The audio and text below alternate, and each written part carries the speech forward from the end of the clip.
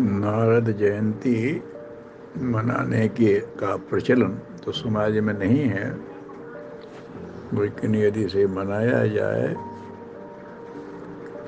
तो नारद जी के जीवन से अद्भुत प्रेरणाएं ली जा सकती है।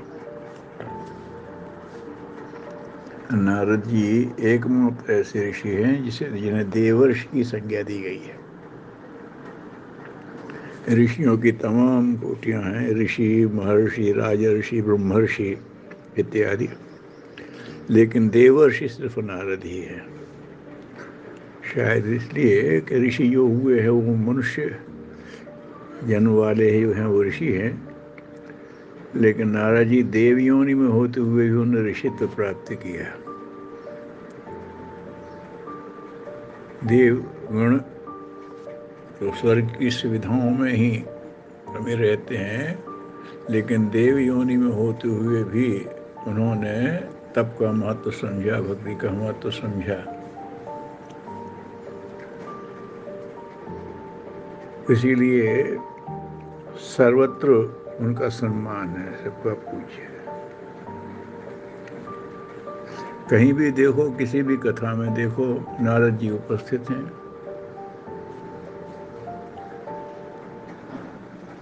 वो करते क्या हैं तो सबको सत्परामर्श देते हैं। अव्याहत गति उन्हें प्राप्त है, इसीलिए शायद क्योंकि उनका उद्देश्य है लोक कल्याण।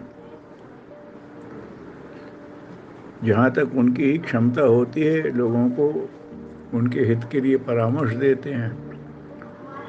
और जब कोई ऐसी समस्या देखते हैं जिसका समाधान उनके पास नहीं है तो सीधे विष्णु भगवान के पास पहुँच जाते हैं, ब्रह्मा जी के पास पहुँच जाते हैं, शिव जी के पास पहुँच जाते हैं, उनसे समाधान पूछते हैं।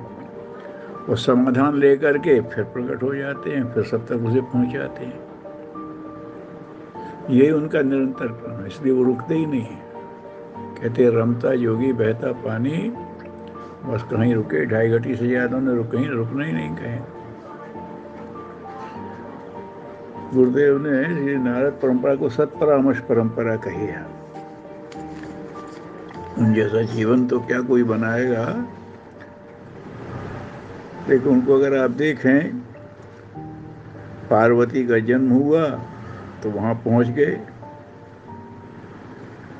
और उनके पिता को समझा दिया कि आपकी कन्या का हित तो तप करने में है। अब राजा की बेटी सबकी लाडली, उसे तप कौन करने देता है? लेकिन नारद जी ने समझा दिया और उन्होंने तप किया और शिव की अर्धांगिनी बन गई। ध्रुव पिता से अपमानित परेशान हो रहे थे, नारद जी पहुंच गए। पूछा क्या हुआ? अरे पिता ने अपनी गोद में से उतार दिया, मैं तो मुझे पिता की गोद चाहिए। पूछा अच्छा कैसा पिता चाहिए, जो नश्वर है अनश्वर है? कैसी गोद चाहिए, जो कभी बिठालता है कभी उतारता है? ऐसी गोद चाहिए कि जो ऐसी गोद चाहिए जिसमें एक बार बिठाल दे तो फिर उतारते ही नहीं। बोले ऐसी भी कोई गोद है? बोले हाँ है। बस उनको तप की दिशा दे दी। बालक संकल्पवान था, देख लिया उनने कि ये कर सकता है, परामर्श दे दिया और ध्रुव ध्रुव बन गए। प्रहलाद की माँ को उन्होंने कहा कि आप चिंता मत करो, ये हिरण्यकश्यप नहीं मानता, आप तो प्रभु का नाम लो, उनका मंत्र जपो, आपको अच्छे से। प्रहलाद हो गए, उनका मनोबल बढ़ाते रहे। वाल्मीकि जी को दिशा उन्होंने दी, वाल्मीकि को उन्हें बना दिया। तो उनका सबके पास जहाँ जाते हैं वहीं सब उनका सम्मान करते हैं। अब उनकी विशेषता ये है कि परामर्श देते हैं। अब परामर्श किसी ने नहीं माना तो खुद परेशान नहीं होते, उनके आनंद में कोई फर्क नहीं। उनका तो नारायण नारायण प्रभु काम चलता है। तुम मानो ना मानो तुम्हारा भला, मैंने तो परामर्श दे दिया।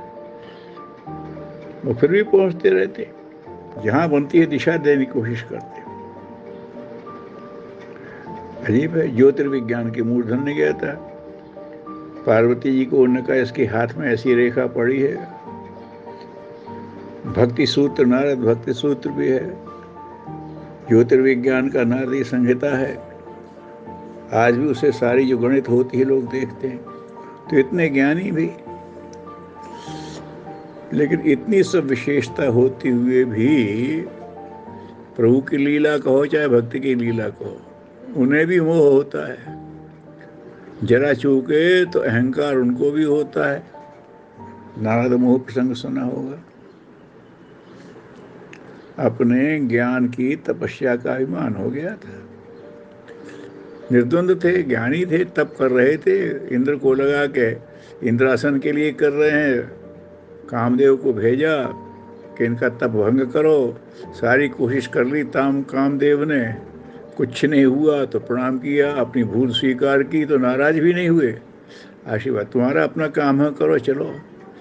लेकिन ज्ञान के और तप के अहंकार आ गया। ओहो, कामदेव के हमें निरस्त कर दिया। अहंकार आते ही भगवान को अच्छा नहीं लगता। ब्रह्मा जी को बताया, उन्होंने कहा आगे मत बताना। शिव जी को उन्होंने कहा आगे मत बताना, लेकिन बताया विष्णु भगवान को। उन्होंने देखा, अरे ये तो अहंकार आ रहा है इसको। अहंकार तो घातक होता है।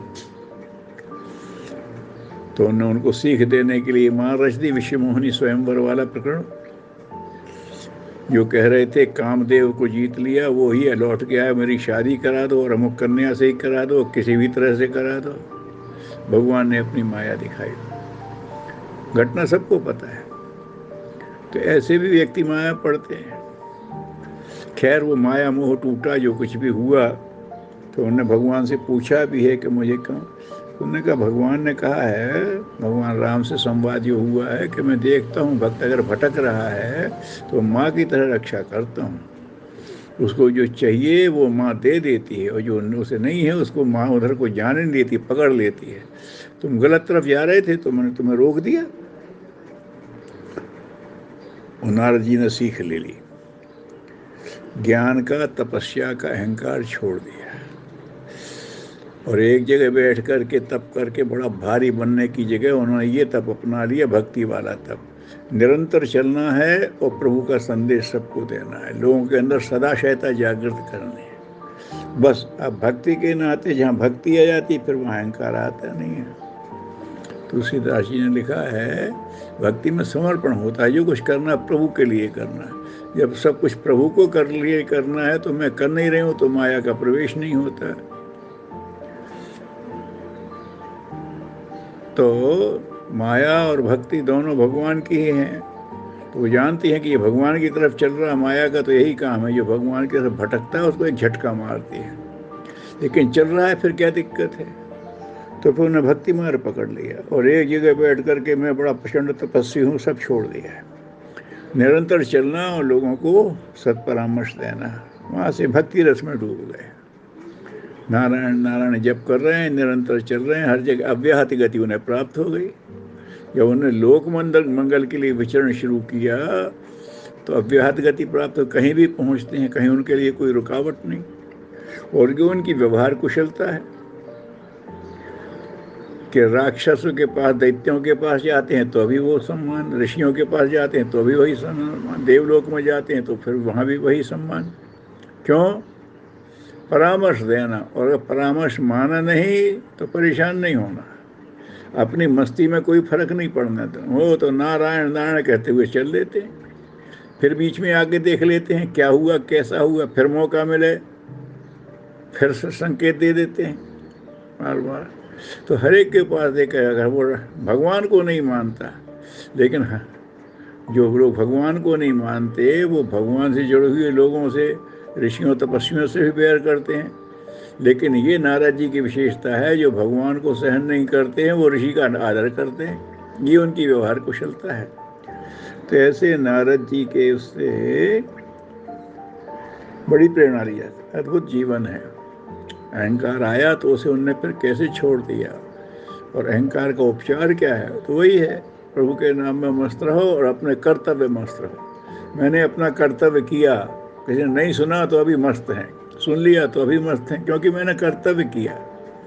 वो इसकी उन्हें प्रसन्नता है और प्रभु को यही देते हैं।